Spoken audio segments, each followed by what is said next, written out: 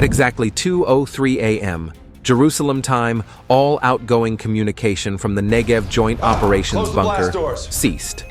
Military satellites recorded a brief power drop. Just heat, like breathing Internal fire. IDF diagnostics assumed a local blackout. But 60 seconds later, an untraceable heat signature appeared west of the Negev. No alert was issued. The Iron Dome remained inactive.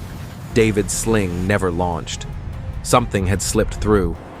One missile, one impact, 3 dead. By dawn, the Israeli military confirmed the deaths of Major General Harel Bension, lead strategist of Israel's air defense, Brigadier General Amos Rafi, commander of frontline units in the Lebanese border zone, and Colonel Sahar Eliaf, cyber ops and electronic warfare specialist. This wasn't a battlefield incident. This wasn't fog of war confusion. This was a direct hit on Israel's most secure military installation, a bunker protected by triple reinforced blast doors, electronic shielding, and real-time countermeasure systems. These generals were more than ranking officers. They were Netanyahu's closest military advisors, veterans of Gaza operations, survivors of the 2006 Hezbollah rocket barrages, architects of the Iron Dome itself. They were called by their own soldiers the Steel Trinity. But now they were gone, in one coordinated, unexplained strike. So how did this happen? What kind of missile could evade every sensor, outmatch every system, and strike with such surgical precision? More importantly, if Israel's best defenses failed, who in the world is safe? And what if this was not just a military failure, but something more? The projectile that shattered Israel's military nerve center wasn't just another missile. It was Zolfaghar X2, a newly revealed hypersonic missile developed by Iran's Aerospace Industries Organization. Unlike Iran's older Shahab or Fateh lines, the X2 was not designed for saturation fire. It was made for precision decapitation. According to leaked satellite data reviewed by US and Israeli analysts, the missile launched at 1:58 a.m. local time from a remote military site near Kermanshah, deep inside Iranian territory. It climbed silently, accelerated beyond Mach 7, and executed a low-altitude approach in its final seconds, skimming below radar thresholds, avoiding existing intercept protocols. The weapon's build featured a dual-spectrum infrared suppressor, plasma stealth coating, and non-metallic composite components, effectively rendering it invisible to standard thermal and radar detection.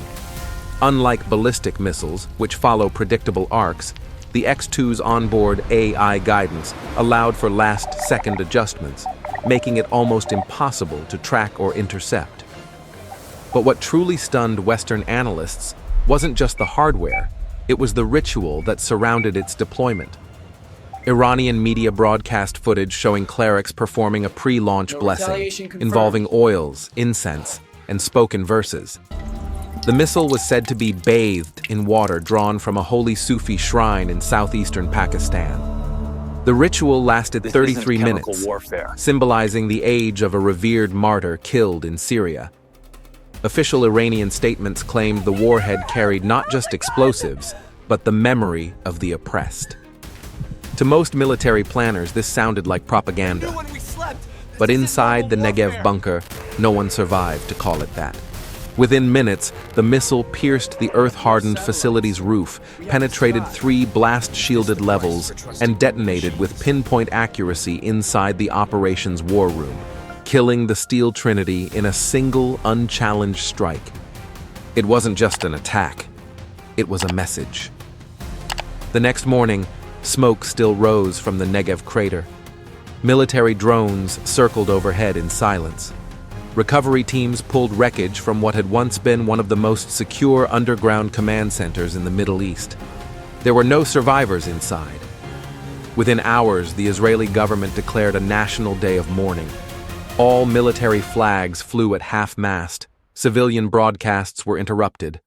At noon, a siren sounded across the country. One long, piercing tone, not for incoming missiles, but for something deeper: collective disbelief. Mount Herzl, Israel's most sacred military cemetery, became the center of national attention. 3 coffins, wrapped in blue and white, were carried by honor guards in full dress. The live feed from the state broadcaster showed thousands lining the roads, not in defiance, but in stunned reverence. President Isaac Herzog stood before the nation, voice unsteady. Today, we don't just bury 3 heroes, we bury a belief that our strongest men and strongest systems could not fall. Harel Bension, mastermind of Israel's air defense. Amos Rafi, commander of operations on Israel's northern flank. Sahar Eliaf, head of cyber and EW strategy. All gone in under 10 seconds. In homes across Tel Aviv and Haifa, families placed shoes beside their beds, a habit last seen during the Yom Kippur War, a sign of readiness to run. At IDF boot camps, cadets were issued blank funeral papers. For the first time in decades, new recruits were told to prepare for the worst, before they were even given weapons. The question now wasn't whether Israel could strike back. It was whether the illusion of invulnerability had died with the men who helped build it. As Israel buried its most trusted warriors, another kind of battle was unfolding, one that had nothing to do with steel, satellites, or drones. In Tehran, state television aired high-definition footage of the Zolfaghar X2 being prepared. But this wasn't a standard military launch. The video showed clerics in white robes, chanting in unison, circling the missile with incense. The water used to wash the warhead, they claimed, came from a 1,000-year-old shrine in Baluchistan, a site tied to ancient Sufi martyrdom. The operation had a name, Gadab-e-Behuda, Wrath of the Divine. According to Iranian broadcasts, the missile had not just been engineered, it had been consecrated.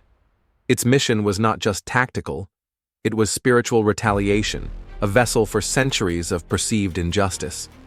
One senior imam said the soul of a fallen religious leader was invoked to guide the strike. The Pentagon labeled it psychological warfare, propaganda wrapped in mysticism. But inside Unit 8200, Israel's elite signal intelligence corps, the tone was more cautious.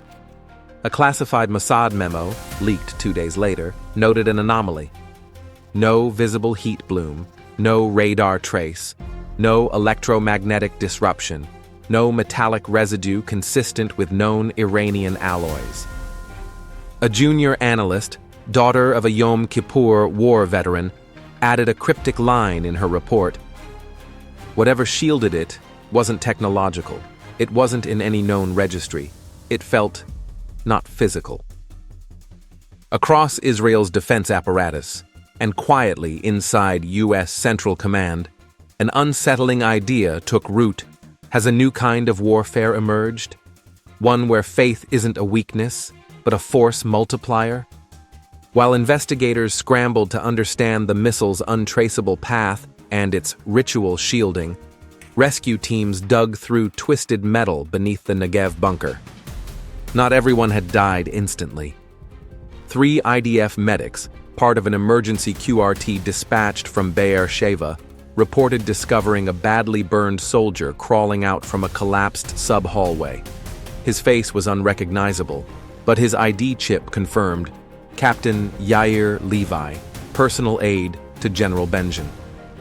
In the chaos, one of the medics managed to recover a voice note from Levi's phone, recorded seconds before total systems failure. They were still alive after the first shockwave. Bension was trying to restart the drone uplink. Rafi was yelling, something about sealing the back door. Then everything cut. Just heat, like breathing fire. Captain Levi is now in intensive care, breathing through a tube. But his brief words sent shockwaves through the IDF chain of command. The generals had less than 40 seconds to react. All auto-defense protocols failed.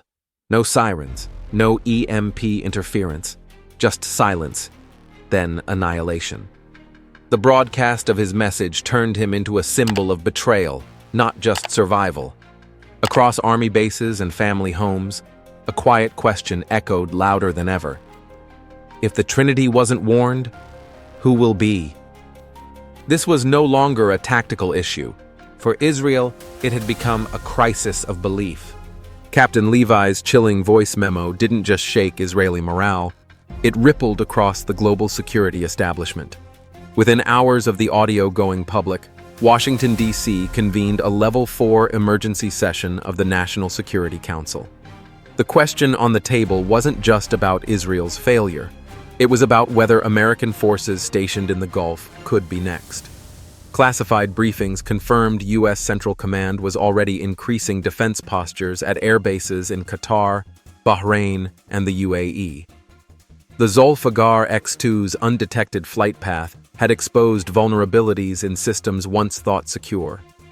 That same morning, the CIA released a redacted internal report indicating 2 additional Zolfaghar X2s were nearing operational status, each reportedly undergoing the same ritual preparation as the first.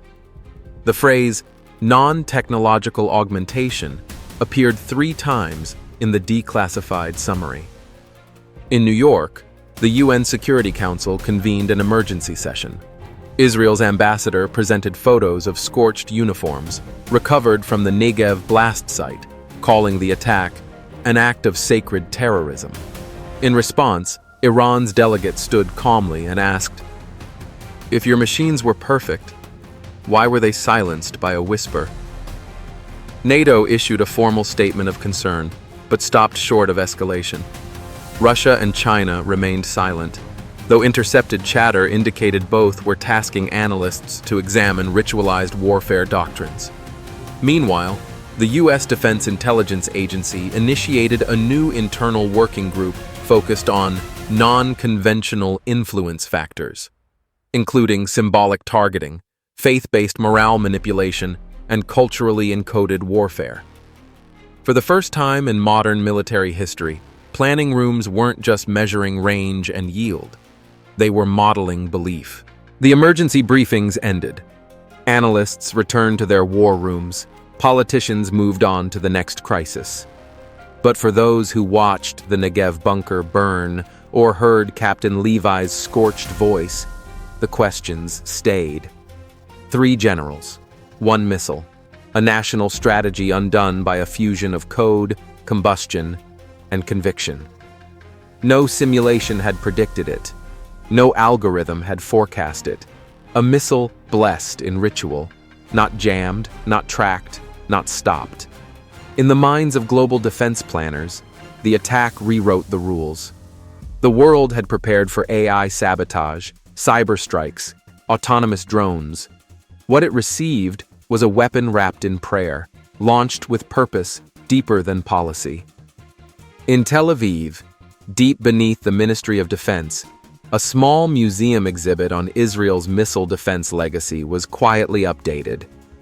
A placard once read, "No missile can break Israel's sky." The new inscription? "We are still learning." In Jerusalem, scholars from across faiths, rabbis, imams, chaplains, convened for an unplanned discussion. Not about blame, but about meaning. One rabbi, his voice soft, offered, "Maybe the sky didn't abandon us. Maybe we stopped looking up." And in Tehran, murals began to appear. A white-robed figure holding a missile, not as a threat, but as a reminder. Faith, if misused, can strike as sharply as steel. This was never just a clash between 2 nations. It became a mirror held up to modern warfare, revealing the cracks in our assumptions, the danger of arrogance, the cost of not listening. As science builds smarter weapons, and belief grows louder in conflict zones, what defines victory now? And if machines fail, who do we turn to? If this story made you pause and reflect, share your thoughts below. And don't forget to subscribe for more stories that challenge the world we think we know. See you next time, and maybe, just maybe, the world will choose a wiser path.